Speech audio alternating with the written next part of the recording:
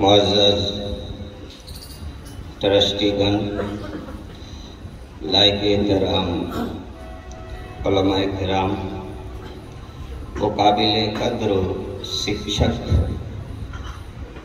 व अज़ीज़ तलबा व दीगर सामिईन,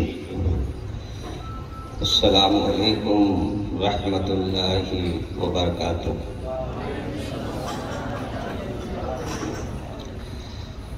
हमसे पहले जितने बच्चों ने अपने अपने अंदाज में जो कुछ भी बयान किया, यकीनन उनका तर्ज़ बयान बता रहा है कि उनके उस्ताद ने, टीचरों ने बड़ी मेहनत की है। अल्लाह इन सब को अजर अजीम अता फरमाए।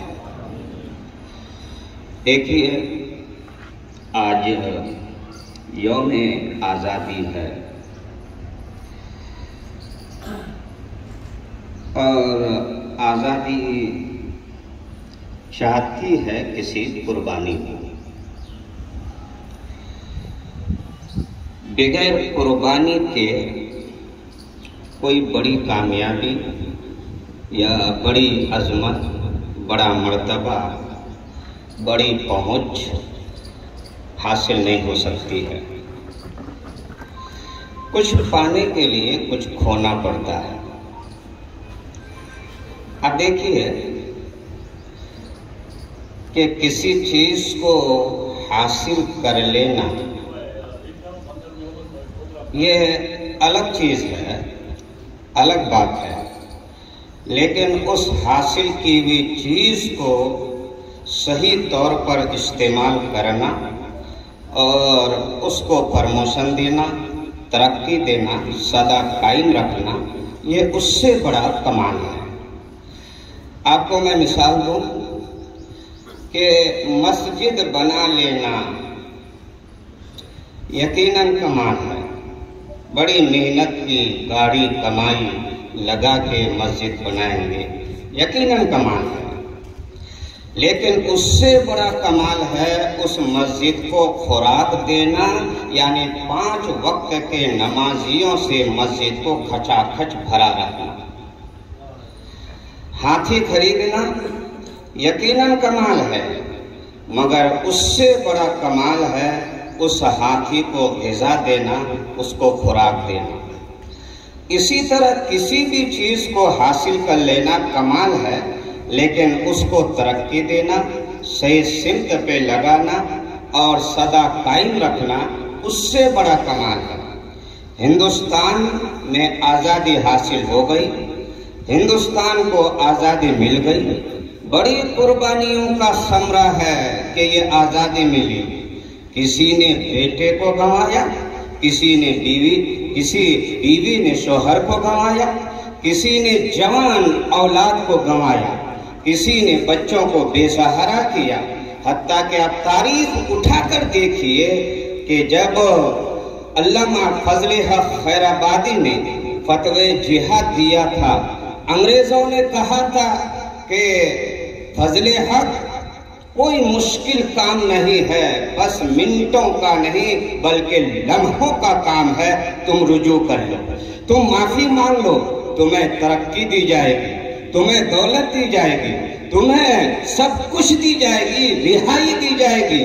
तो फजले हक खैराबादी ने कहा था, नादान इंसान वो नहीं है जो अपने लिए जीता है, ये तो जानवरों का काम है। इंसान तो वो है जीता भी है तो दूसरे के लिए, मरता भी है तो दूसरे के लिए।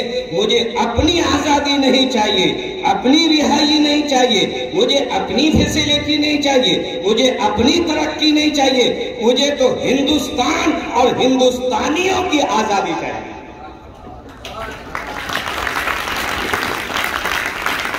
ऐसी आजादी अगर मिल गई है और यकीनन मिल गई है, तो अब इसको और आगे बढ़ाने के लिए, हिंदुस्तान को तरक्की पे पहुंचाने के लिए इनको आखिरी मंजिल तक पहुंचाने के लिए, यानी पुरफिजा बाहर दिखाने और देखने के लिए। आपको मैं बताऊं, एक बात और याद रखें कि आसमान बहुत दूरी पे है और हमारा अकीदा है 7 आसमान है, और एक का गैप्स, एक की दूरी एक से कितनी है, जैसे जमीन से पहला आसमान उतनी दूरी पहले आसमान से दूसरा, दूसरे से तीसरा, तीसरे से चौथा, चौथे से पांचवा, पांचवे से छठा और छठे से सातवां।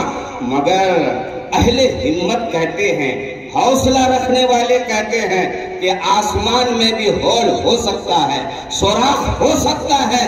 शर्त यह है कि हाथ में जो पत्थर हो वो करीने से, सलीके से उछाला जाए।